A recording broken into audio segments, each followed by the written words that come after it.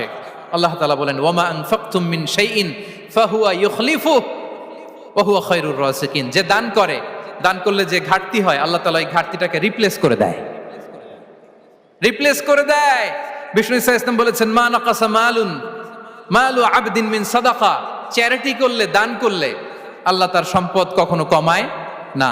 প্রতিদিন সকালবেলা দুজন ফেরেশতা নেমে বলতে থাকে, আল্লাহুম্মা আ'তি মুনফিকান খালাফা, আল্লাহুম্মা আ'তি মুমসিকান চালাফা। ফেরেশতা দুজন বলে, আল্লাহ যে দান করলো, দানের কারণে যে ঘাটতিটা হলো, এটা তুমি মেক আপ করে দাও, এটা তোমার পক্ষ থেকে বারাকা দিয়ে রিপ্লেস করে দাও। আর যে ধরে রাখলো, কৃপণতা করলো, ওর সম্পদকে আল্লাহ তুমি ধ্বংস করে দাও। ওয়াল ইয়াদু বিল্লাহ। আমরা যেন দান করি।